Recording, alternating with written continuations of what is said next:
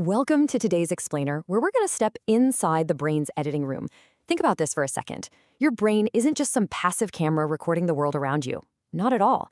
It's actually a lot more like an elite, award-winning film editor. It's constantly working behind the scenes, ruthlessly leaving fluff on the cutting room floor and filling in the gaps to construct this perfectly coherent narrative of reality for you to experience. But how exactly does this biological editing room work? Well, let's dive right in and find out. So right now, do you notice the hum of your refrigerator? Or maybe an air conditioner buzzing in the background? What about the exact feeling of the clothes resting against your skin? I'm gonna bet that until I just asked you to pay attention to them, you weren't feeling or hearing those things at all, right? See, you are experiencing sensory filtering at this exact, precise moment. That right there, that's your internal director at work. Until a moment ago, your brain was completely ignoring those inputs. We kind of tend to think of our attention as this giant vacuum cleaner, just sucking up every single piece of data in the room. But it doesn't really work like that. Actually, your brain actively suppresses massive amounts of irrelevant sensory data just to prevent you from being completely overloaded. We call this biological editing process sensory gating.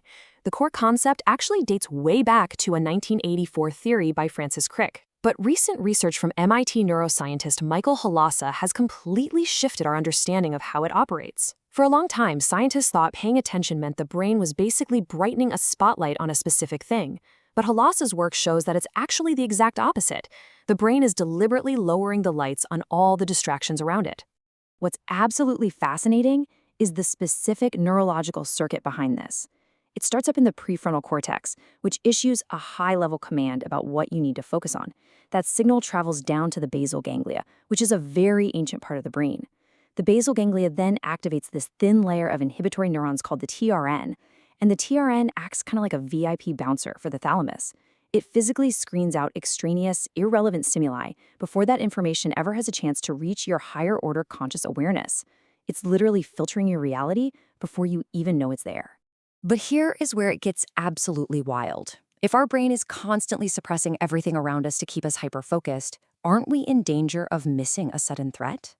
Well, the answer comes down to a surprisingly small number: 4. Ian Fiebelkorn, a cognitive neuroscientist at Princeton, found that the attentional spotlight actually blinks 4 times a second.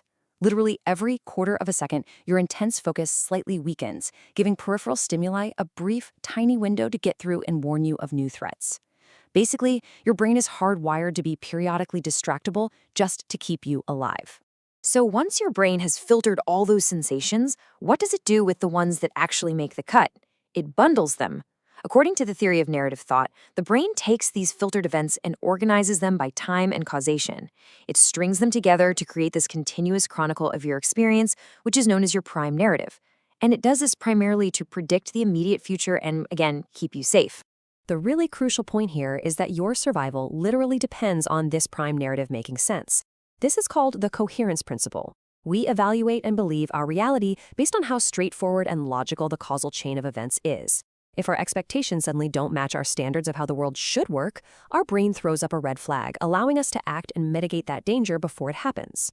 Because our brains are essentially these hyper-advanced story-making machines designed for survival, we've developed what evolutionary psychologist Michelle Sugiyama identified back in 1996 as narrative bias.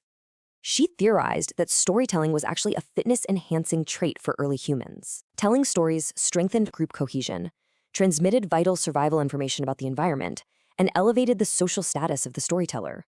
We are biologically, evolutionarily predisposed to favor stories. And a 2015 study by Betch and colleagues proved just how deeply hardwired this bias really is. They found that when people are presented with dry statistical evidence versus emotional, imagery-rich personal anecdotes, they give far more weight to the personal stories.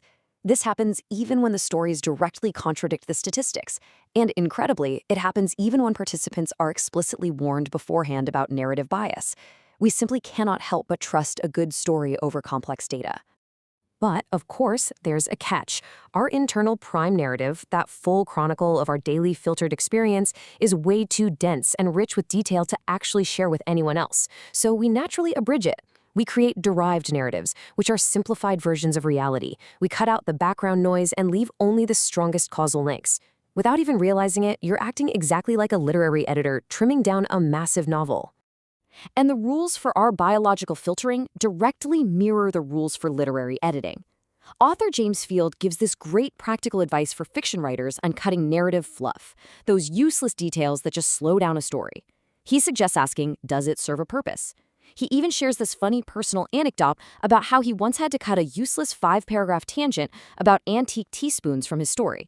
Because, nobody needs 5 paragraphs on teaspoons, right? He cut it because it simply diluted his main point. Just like your thalamus filtering out the hum of your fridge, a good storyteller filters out the antique teaspoons. Now, what happens when we shift from the neuroscience editing room to the cultural output of actual literature? Back in 1931, philosopher Roman Ingarden coined this brilliant term, spots of indeterminacy. These are deliberate gaps left in a text by an author. Because a story can't possibly describe every single detail, and honestly, it shouldn't. By intentionally leaving empty spaces, the author avoids monotony and literally forces the reader's imagination to participate in the meaning-making process. Building on that idea, Wolfgang Iser and Kieran Kukone developed the theories of the implied and embodied reader. When you read a text with deliberate gaps, you're not just passively consuming it. You physically and cognitively generate predictive hypotheses to fill those voids.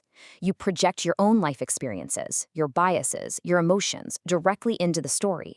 You literally become a co-creator of the narrative. To really anchor this theory, let's look at Alice Munro's acclaimed 1999 short story, The Bear Came Over the Mountain. It is a profound example of intentional ambiguity. The story follows Grant, a former professor with a history of philandering, and his wife, Fiona.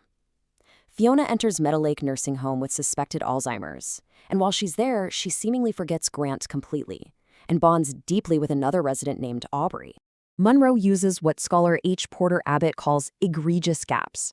These are massive unknowns in the narrative that we absolutely have to fill to make sense of the story, but the text refuses to give us the answers. For example, the biggest gap of all. Is Fiona genuinely suffering from cognitive decline? Or, knowing Grant's history of infidelity, is she brilliantly feigning her symptoms as an elaborate charade just to punish him? The text simply never tells us.